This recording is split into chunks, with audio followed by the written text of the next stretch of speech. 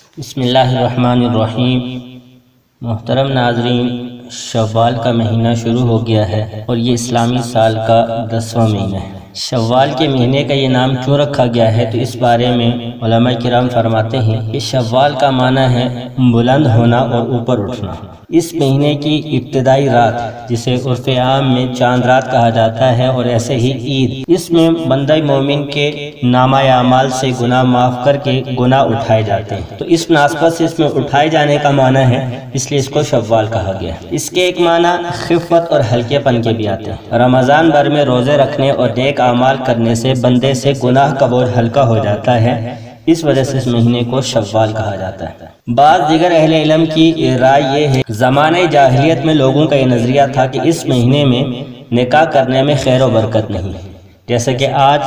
بعض ناسمجھ لوگوں کا یہ نظریہ ہے کہ محرم کے مہینے میں نکاح کرنا ٹھیک نہیں ہے، وہ اس کو منحوس جانتے ہیں۔ تو زمانہ جاہلیت میں اس مہینے میں نکاح کرنے کو پسند نہیں کیا جاتا تھا، بلکہ وہ یہ سمجھتے تھے کہ اس میں نکاح کرنے سے نکاح کی برکت اٹھ جائے گی۔ چونکہ اس میں برکت کے اٹھ جانے کا معنی ہے، اس وجہ سے اس کو شوال کہا جاتا تھا۔ نبی اکرم صلی اللہ علیہ وسلم نے اپنے عمل سے زمانہ جاہلیت کے اس نظریے کی اور اس سوچ کی تردید کی، اور آپ صلی اللہ علیہ وسلم نے حضرت عائشہ صدیقہ رضی اللہ تعالی عنہا سے نکاح اور رخصتی اسی مہینے میں کی، تو اس سے ان کے اس نظریے کی تردید ہوگی۔ بہرحال یہ تو اس مہینے کو شوال کہنے کی وجوہات تھی۔ شوال کے لفظ کے ساتھ مکرم کا لفظ جوڑ کر شوال المکرم بھی کہا جاتا ہے۔ مکرم کا مطلب ہے اکرام کیا گیا اور عزت والا، تو چونکہ یہ مہینہ بھی شریعت کی نظر میں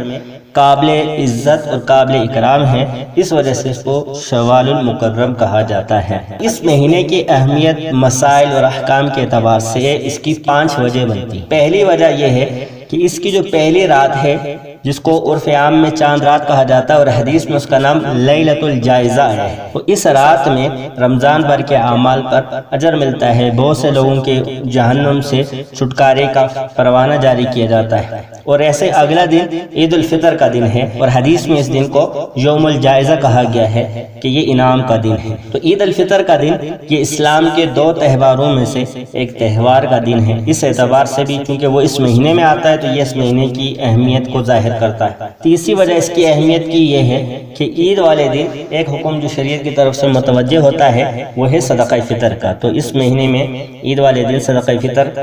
ادا کیا جاتا ہے، تو یہ اس مہینے کے ساتھ ایک خاص متعلقہ حکم ہے۔ چوتھی وجہ اس کی اہمیت کی یہ ہے کہ شوال میں 6 روزے رکھے جاتے ہیں۔ حدیث میں ان روزوں کی فضیلت یہ بیان کی ہے، جو عید کے بعد یہ 6 روزے رکھے تو وہ اس کو پورا سال روزے رکھنے جیسا اجر اور ثواب ملتا ہے، تو اس اعتبار سے بھی اس کی اہمیت ہے۔ اب ان روزوں کو چونکہ شش عید کے روزے کہا جاتا ہے، تو اس کا نتیجہ بعض